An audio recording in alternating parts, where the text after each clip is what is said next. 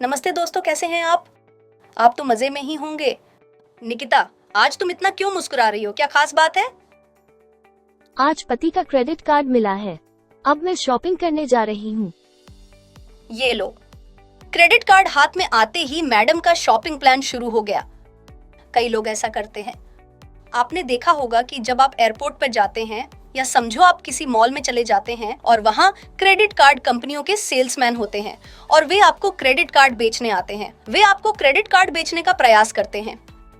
अब बहुत से लोगों के मन में क्रेडिट कार्ड को लेकर कई कॉन्सेप्ट्स हैं।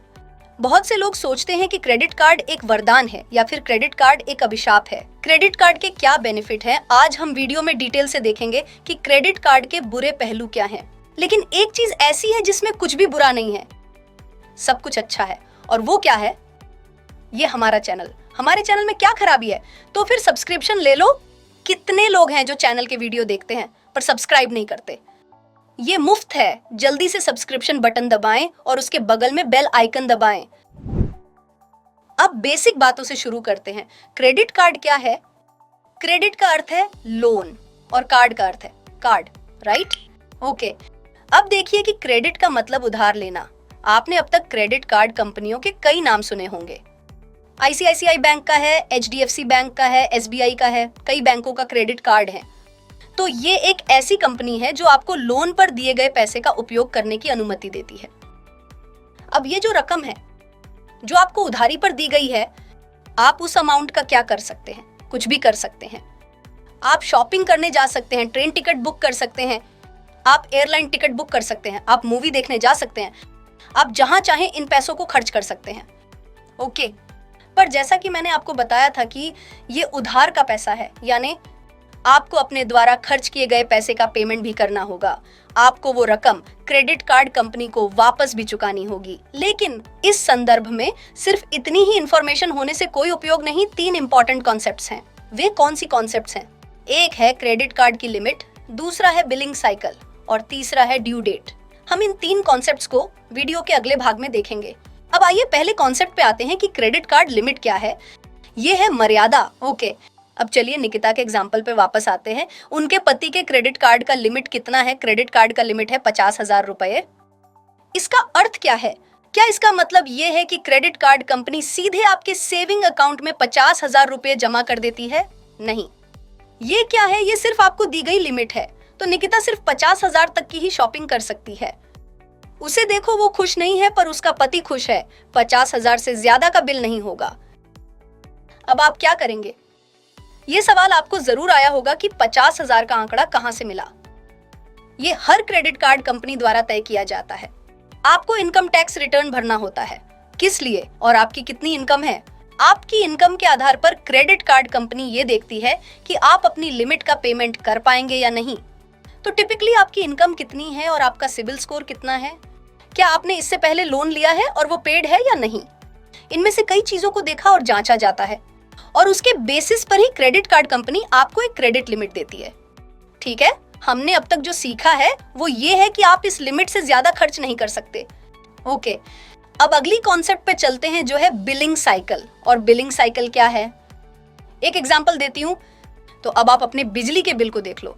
तो बिजली के बिल का बिलिंग साइकिल क्या है? 1 तारीख से 31 तारीख। अब ये जनवरी है तो ये एग्जांपल ले रहे हैं कि 1 से 31 के बीच आप जो भी बिजली यूटिलाइज करते हैं उसका बिल आपको मिलता है। वो उस बिल में कहते हैं कि आपकी देय अमाउंट ये है, राइट? तो आपका बिलिंग साइकिल 1 से 31 तक है और यही लॉजिक टेलीफोन में भी है। यही लॉजिक क्रेडिट कार्ड पर भी लागू होता है। लेकिन जरा देखें कि क्रेडिट कार्ड में क्या अलग है। आपका क्रेडिट कार्ड बिलिंग साइकिल 1 से 31 तक हो सकता है और ये बिलिंग साइकिल 15 से 14 भी हो सकता है। मेरा मतलब है कि 15 से 14 ऑर्डर डेट है पर ये 1 महीने के लिए है। और एक जनरल रैंडम एग्जांपल है 21 जनवरी से 20 फरवरी तक। ऐसा हो सकता है। तो आप जानते हैं कि बिलिंग साइकिल की टाइम 1 महीने की होती है पर तारीख ऑड हो सकती है। इसका 1 से 30 होना जरूरी नहीं है। तो ये पॉइंट क्लियर हो गया। अब अगली कॉन्सेप्ट ड्यू डेट की है। क्रेडिट कार्ड कंपनी क्या कहती है? 1 महीना आपने मौज कर ली है, अब पैसे वापस करो। आपको कब तक पेमेंट करना होगा? ड्यू डेट के अंदर पेमेंट करना होगा। अगर आप ड्यू डेट से एक दिन भी आगे जाते हैं तो वे आपसे इंटरेस्ट और लेट पेमेंट वसूलेंगे। तो ड्यू डेट वो अंतिम तारीख है जब तक आपको ये अमाउंट क्रेडिट कार्ड कंपनी को चुकानी होगी। मुझे लगता है कि हर कोई इस कॉन्सेप्ट को समझ गया है, बट एक्चुअल लाइफ में ये कैसा दिखता है तो मैं आपको अपना क्रेडिट कार्ड स्टेटमेंट दिखा रही हूँ। मैंने क्या किया है, कहाँ खर्च किया है, इस बात पर ध्यान मत दो, मैं इसे ब्लर करने जा रही हूँ। अब अगर आप देखें तो जो मैंने अपने क्रेडिट कार्ड से खर्च किया है वो धुंधला दिखाई दे रहा है और इसके भीतर मेरे खर्चे हैं। ओके, ये सारा खर्च मैंने किया है। अगर आप बिलिंग साइकिल को देखेंगे तो आपको यहाँ बिल की तारीख भी दिखाई देगी। बिल की तारीख 8 है। मेरा मतलब है मेरा बिलिंग साइकिल क्या है, 8 से 7 तारीख की रात तक मैंने जितना खर्च किया, 8 तारीख को तुरंत उन्होंने मुझे बिल भेज दिया। रचना, तुम्हें पेमेंट करना है, याद है? पर पेमेंट कब करें? इसकी ड्यू डेट देखो, ड्यू डेट 26 तारीख है। अब देखो क्या हुआ, मुझे पैसे मिले खर्च करने के लिए, राइट? क्योंकि मैंने इसे उधार लिया था। और कई लोग सोचेंगे कि रचना आपको भी उधार लेने की जरूरत है। जरूरत होने या ना होने का सवाल नहीं है, इसके क्या बेनिफिट हैं ये मैं आपको अगले भाग में बताऊंगी। पर मैं भी क्रेडिट कार्ड इस्तेमाल करती हूँ और इसके फायदे और नुकसान हम आगे देखने वाले हैं। ओके, अब तक आप जानते हैं कि स्टेटमेंट कैसा दिखता है, राइट? आपके खर्चों का लाइन वाइज आइटम मिल जाता है, कितने पैसे चुकाने हैं इसकी इंफॉर्मेशन स्टेटमेंट में मिल जाती है। अब मेन पॉइंट की तरफ चले कि क्रेडिट कार्ड अभिशाप है या वरदान। पहले वरदान, तो मैं आपको बताने जा रही हूँ कि इसके अच्छे पॉइंट क्या हैं। अगर आपको याद हो तो पिछले भाग में मैंने कहा था कि मैं भी पैसे उधार लेती हूँ। हाँ, प्रॉब्लम क्या है, ये एक टेम्पररी लोन है और इसका क्या फायदा है वो मैं आपको बताऊंगी। अब मेरे क्रेडिट कार्ड डिटेल्स को दोबारा देखें। मैंने जो भी खर्च किया वो 8 दिसंबर को खर्च किया। अब आप देखिए मजा, 8 दिसंबर को अगर मैंने क्रेडिट कार्ड से नहीं लेकिन गूगल पे से खर्च किया होता तो वो रकम मेरे बैंक अकाउंट से तुरंत चली जाती, राइट? यानी दिसंबर महीने में मुझे उस रकम पर इंटरेस्ट नहीं मिलता, जो इंटरेस्ट हमें सेविंग अकाउंट पर मिलता है वो नहीं मिलता। अब देखो क्या हुआ, ये खर्च मैंने क्रेडिट कार्ड से किया, राइट? ये 8 दिसंबर को किया गया था और मुझे कब पेमेंट करना होगा? 26 जनवरी को पे करना है। अब आप देखिए, 8 दिसंबर से लेकर 26 जनवरी तक ये लगभग 1.5 महीना होता है। और सोचिए कि मुझे बिना कोई काम किए उस 1.5 महीने का इंटरेस्ट फ्री में मिल गया है, राइट? मेरी जिम्मेदारी क्या है? वो पैसा बिना किसी देरी के 26 तारीख को क्रेडिट कार्ड कंपनी को पे करने हैं। तो देखिए, अगर आप अच्छी प्लान बनाकर आपके क्रेडिट कार्ड का उपयोग करते हैं तो एक्चुअली आप इंटरेस्ट फ्री पैसों का उपयोग कर सकते हैं। ये क्रेडिट कार्ड का बहुत बड़ा फायदा है। इतना ही नहीं, हर बार क्रेडिट कार्ड स्वाइप करने पर आपको रिवॉर्ड पॉइंट भी मिलते हैं और आप रिवॉर्ड पॉइंट रिडीम कर सकते हैं। ओके, उन रिवॉर्ड पॉइंट के बदले में आपको कई चीजें मिल सकती हैं। ओके, आप उन रिवॉर्ड पॉइंट्स के बदले में शॉपिंग कर सकते हैं। वो रिवॉर्ड पॉइंट अक्सर कैश में बदल दिए जाते हैं, मतलब आपकी बिल अमाउंट ही कम हो जाती है। कई बेनिफिट हो सकते हैं। तीसरा एग्जाम्पल, मेरा क्रेडिट कार्ड मुझे हर महीने 2 फ्री मूवी टिकट देता है। इसे भूले बिना मैं और मेरे पति मूवी देखने जाते हैं, या मुझे 3 महीनों में या फिर हर क्वार्टर में 2 free of cost airport lounge access मिलते हैं। आप जाके देखो, मैंने YouTube पर एक शॉर्ट किया था जिसमें मैंने फ्री में यानी सिर्फ 2 ही रुपए में, हर बार फ्री में यानी सिर्फ 2 रुपए में मैं पेट भर के ये सब खाकर आ जाती हूँ। ओके, मैं बहुत ट्रैवल करती हूँ तो मैं इन दोनों लाउंज एक्सेस को डेफिनेटली वसूल कर लेती हूँ। ओके, इतने सारे बेनिफिट्स हैं तो मैं क्रेडिट कार्ड इस्तेमाल करती हूँ। हाँ, मैं इसका 100% उपयोग करती हूँ। लेकिन पर क्या इसमें कोई प्रॉब्लम है? क्या इसके कोई नुकसान है? हाँ, बिल्कुल है। इसे अगले भाग में देखें। अब इम्पोर्टेंट पॉइंट पर आते हैं, यानी कि क्रेडिट कार्ड के नुकसान क्या हैं। और पहला नुकसान बहुत ज्यादा हाई इंटरेस्ट रेट है। मैंने आपको एक कॉन्सेप्ट बताया कि ड्यू डेट क्या है जिस दिन पर आपको क्रेडिट कार्ड बिल का पेमेंट करना होता है। अगर आप इसका पेमेंट नहीं करते तो क्या होगा? ऐसा नहीं करते तो आपको पर मंथ 2 से 3% इंटरेस्ट देना होगा। सोचो, 2 से 3% पर मंथ मतलब सालाना 24 से 36% इंटरेस्ट। शेयर मार्केट में इतना रिटर्न मिलना बहुत मुश्किल है, तो देखो कितना इंटरेस्ट जा सकता है।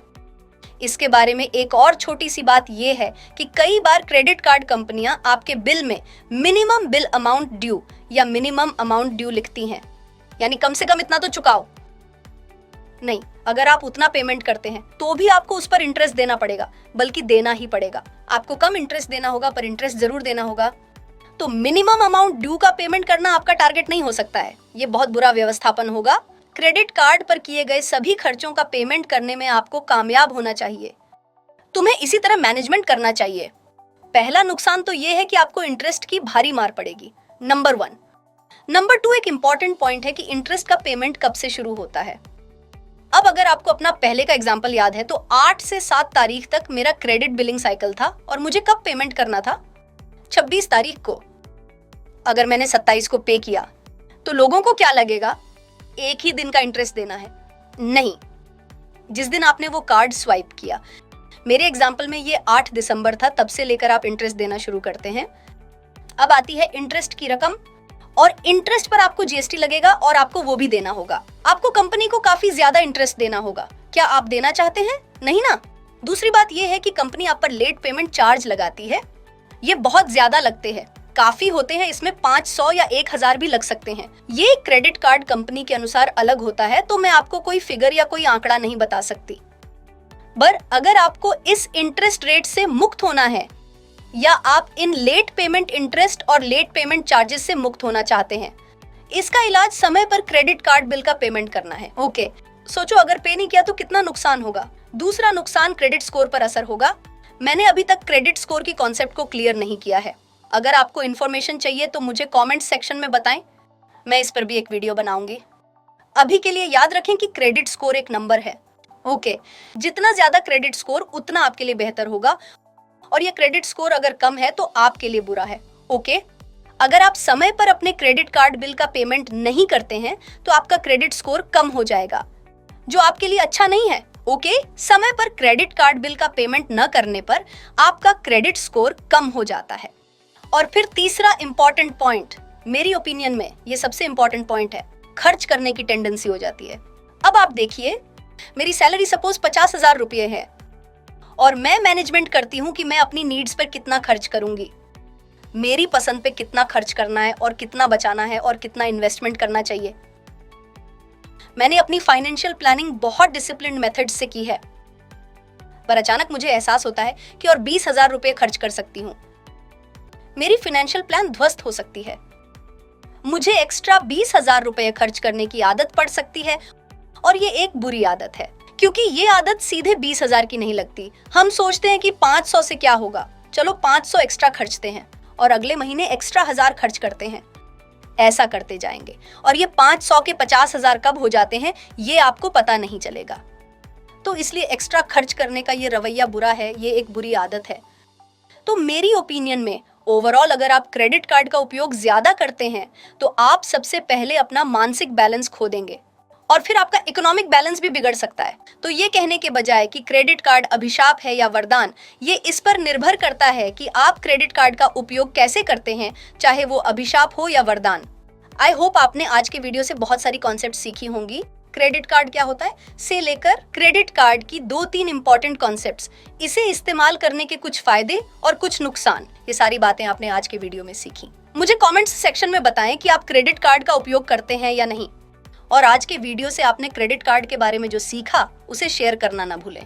अगर आपको वीडियो पसंद आए तो इसे लाइक करना ना भूलें। कम से कम 5 दोस्तों को ये वीडियो अपने व्हाट्सएप से शेयर करना न भूलें, और शेयर करने में बिल्कुल संकोच न करें। क्यों? क्योंकि ये चैनल मेरा नहीं, हमारा है।